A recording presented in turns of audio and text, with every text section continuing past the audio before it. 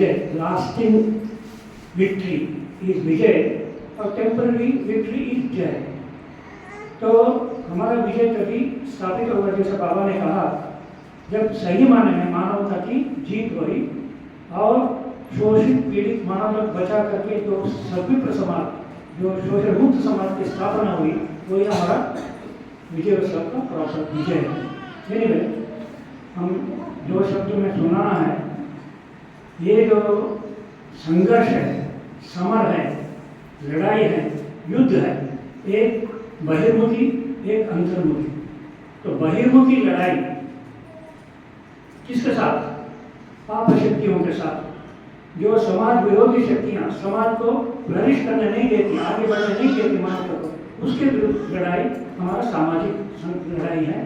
तो पाप शक्तियों से लड़ाई है। तो पाप शक्ति से कौन लड़ेगा? 1968 में बाबा के साथ रांची में मैं था, एक संदर्भ में बाबा ने सुनाया, लड़ाई हमेशा आक्षरिक होती है। फाइट इज ऑलवेज, अक्षर को क्या बोलेंगे? तो राम की लड़ाई रावण से, र की लड़ाई र से, कृष्ण की लड़ाई कंस से, क से। तो प्रश्न होगा, बाबा प्रौढ़ की लड़ाई किससे होगी? तो बाबा ने प्रौढ़ की लड़ाई पापियों से। तो फिर बोले आनंद मार्ग की लड़ाई किससे होगी? तो बाबा ने कहा आनंद मार्ग की लड़ाई अनैतिक तत्वों से।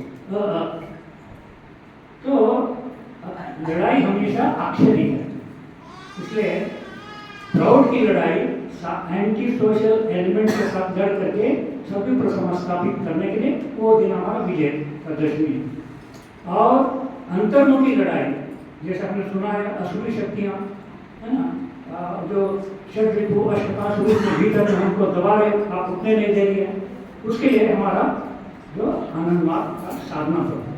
तो ये जो आनंद मार्ग का जो साधना पद्धति है, इंटरनल फाइट करने के लिए बाबा ने जो तरीका निकाला, इसमें पंच स्तर है, पंचमुखी है। एक तो है हमारा लक्ष्य साधना का शिवत्व में प्रतिष्ठित होना, और दूसरा वो शिवत्व में प्रतिष्ठित होने की शक्ति चाहिए। तो साधना मार्ग में हम शक्ति को अर्जन करना, और समाज में रहना है। तो समाज में हमारा जो एक्सप्रेशन है, अपना एक्सपांशन है, उसको बाबा ने कहा वो हमारे वैष्णवी पक्ष। और शक्ति चाहिए, एनर्जी चाहिए।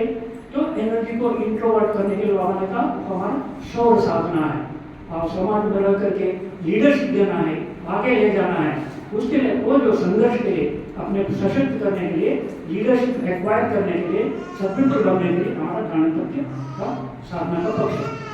तो कहने का मतलब आनंद मार्ग जो साधना में जो संघर्ष है, फाइट है, ये पंचमुखी है। इसलिए यद्यपि हमारा लक्ष्य परम तत्व को प्राप्त करना, परमेश्वर पुरुषोत्तम को प्राप्त करना, मगर उसके लिए बिना शक्ति का होगा नहीं।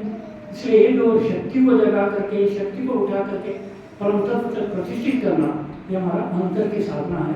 तो ये जो नवदुर्गा रूप में, और जब विजयदशमी का एक प्रथा बनी है, जिस प्रथा के साथ बाबा ने कल्चरल लेगेसी के साथ भी बाबा ने अपने को जोड़ करके आनंद मार्ग को भी, भले ही नवदुर्गा के रूप में पूजा नहीं कर रहे हैं, वसंतोत्सव के रूप में पालन कर रहे हैं, मगर पीरियड वही रखा, नाम वही रखा भी है।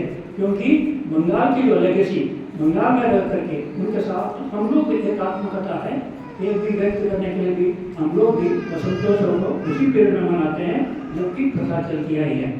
तो ये जो 9 दिन उपासना और 10वें दिन विजय, इसलिए साधना हम लोग साधक हैं। मेरा एक फीलिंग है, ये बहुत सबसे अनुकूल पीरियड है, मौसमी रूप से भी और हर प्रकार से बाबा ने समझाया। तो हमको उपासना रूप में 9 दिन का लाभ उठाना चाहिए, ताकि 10वें दिन हम उसको विजय रूप में महसूस कर सकें। तो तब वो साधना पद से भी विजय दशमी मनाना सार्थक होगा। ये अल्प शब्द में यही है, मैं महसूस करता हूँ ये नवरात्र को जो शक्ति की उपासना है, साधना जो पक्ष है, इस पर भी थोड़ा फोकस हम रखें, ताकि हमारा विजयदशमी केवल आनंद का तो है ही, मगर सचमुच अपने अंतर को विजय करने की दिशा में सार्थक प्रयास भी हो।